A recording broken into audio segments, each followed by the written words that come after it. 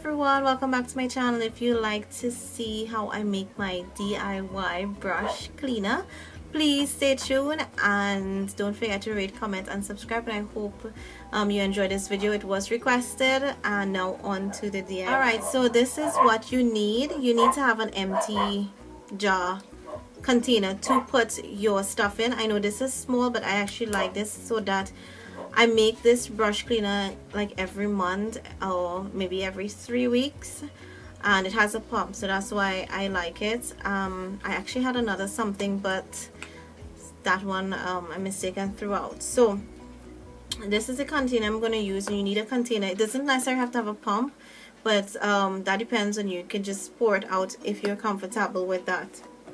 The base of it is actually this ingredient. It is Quix dishwashing liquid, and this one has real lime juice in it. It's a citrus scent one. Citrus fruits I absolutely love when it comes to like cleaning, cleansing stuff, and like even nail polish remover. I like lemon scented things, so I love this. But if you have the green one or the orange one, it's going to work well, but it's Quix. I've also, if you can't get your hand on this, I think it's Joy dishwashing liquid I've used. I've also used Palmolive, but this so far has been the best one for the job. In addition to that, I add this, and this is just a conditioner. I use whatever hair conditioner I'm using at the moment. I just use it when I'm making this. This is Garnier Fructis Fortifying Cream Conditioner. It's for color treated hair and blah blah blah, but it's just a conditioner. And the one that my preference is for my brush cleaner will be actually Suave, but since I'm using this, I just thought I'll go ahead and use this.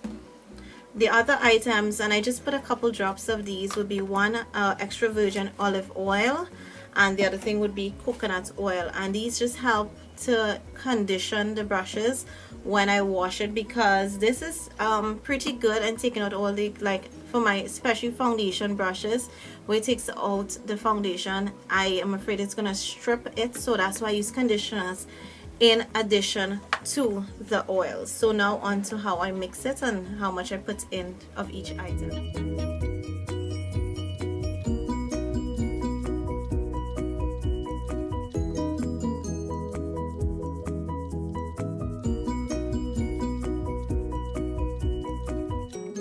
Alright, so we're gonna pour some of this Quix into this jar,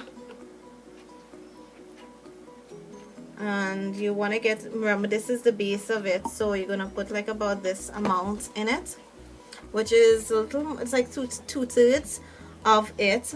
Then we're gonna put in the conditioner, which will be make sure that I don't make a mess here.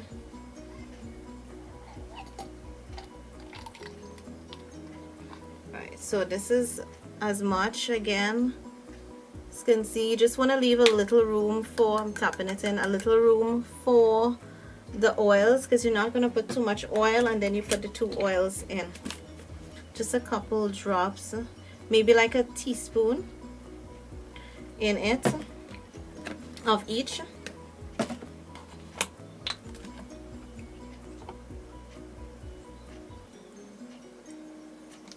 And I again prefer the extra virgin olive oil as against the others. And then I'm going to actually just take the tip of the pump and use it to help me mix the stuff before shaking.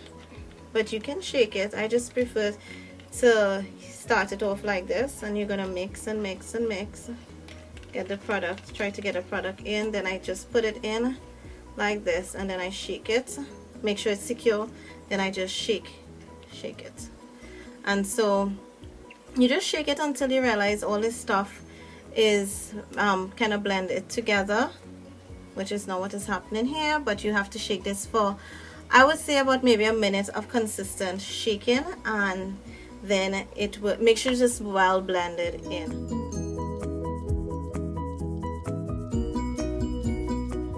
And so when you shake the product, it should look something like this, all blended together. And I'm going to actually show you how this works for my one of my foundation brushes. So on to that demonstration. This is the condition of the brush. and you want to wet the brush before using before applying the stuff. Then I have my solution here that I made, and I'm just going to put a couple pumps in my hand, like about that amount, and then I'm just going to let the brush absorb it. As you can see, the foundation is already starting to come off of my brush. So I just do it like this, rub it against my fingers for a while, then I squeeze it out and I rub again. So then I wet the brush and I keep going. As you can see, all the grime and foundation is coming off. You will want to clean your sink after, because if it's liquid foundation, and as I say, the colors stay or the prolonged way, any of those kind of foundations, they can stain your sink. So I will do this for a bit, and then after I rinse off from the first set, I always do it 2 times. Just gonna put less from the first time, just like 2 pumps. The first pump was like about 3 times, and then I'm just gonna swirl it again in my hand. As you can see, the brush is starting to look really, really good. So the bristles, as you can see here now, are looking pretty clean as compared to when we started off. And I'm gonna rinse it. Now you want to rinse it, and you'll know that your brush is clean, of course, when the water, after you squeeze out the water, it looks clear to you. So let's see how this goes. Sometimes I wash 3 and 4 times, depending on if I use my prolonged wear foundation. But as you can see, the brush looks pretty clean. So that's how I deep clean my brush with my solution. And if brush does not feel all dry or brittle, it actually feels very moisturized. And then I just rest it down to air dry. And that's it. Alright, so this is what the final product looks like. I have a couple more brushes to wash. I just put it on a towel first and then a paper towel, and I kind of move them around because, as you can see over there on the top right of the tissue, some of the towel actually is moist, so that it wets it. Or sometimes I just change it, but I just leave it to air dry for a day, and that's it. That's how I clean my brushes. I hope this video was helpful for those of you who want to do your own thing at home but don't want to go there and buy your own brush cleaner. Cleanser. I've tried around a lot of them, and this is the best thing that works. Well, this works to me the best. So yeah, and sorry for the kids screaming, they're outside playing cricket, so that's the background noise. I'm sorry, but yeah, I hope the video was helpful, and don't forget to rate, comment, and subscribe if you haven't done so as yet, to see more DIYs, because I have a couple coming soon for you all. So stay tuned for my other videos, and thank you so much for watching.